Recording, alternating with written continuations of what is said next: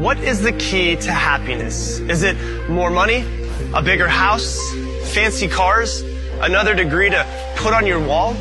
Well, it turns out it's actually none of those. And there's proof now, because Harvard did an 80-year study on happiness that started in 1938, where they interviewed 724 teenage boys from all walks of life, from students at Harvard to boys that lived in houses with no running water.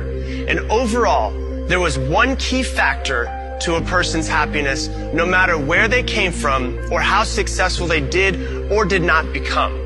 And over the course of 80 years, Harvard found out that the number one thing that mattered the most to an overall happiness that a person had was this: the quality of their relationships. Now, this is not how many friends they had on Facebook or how many people they had stored inside of their cell phones, but the quality and the depth of their closest relationships. And they started this study when these men were in their late teens and kept it going all the way until their deaths, interviewing them every 2 years, and they sat down in their living rooms. They got their medical records. They talked to their doctors. They did brain scans.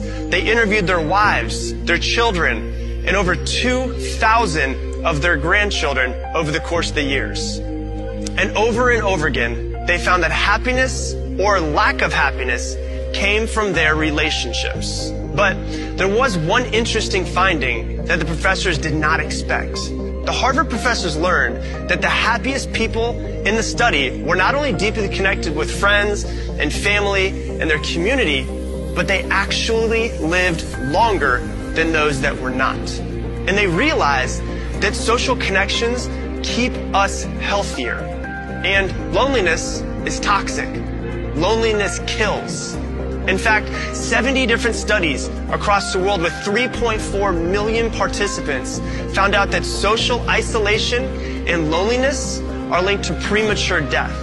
And they found that the men that had the greatest levels of satisfaction in their relationship when they were 50 years old were the healthiest. And the ones that had the lowest levels of satisfaction in their relationships at 50, they didn't even make it to their 80s. So, what can we learn from these men over this 80-year study? If you want to be happy, then there's one thing that you should focus on, and that's the quality of your relationships. And that's with the people that are around you, the ones that you are closest to. Sure, go out and get the success you want, the money, the house, the cars, the business, or whatever else that you desire. That's your prerogative. But don't think that those things will make you happy. Don't think that they'll fill a hole that you feel inside of you.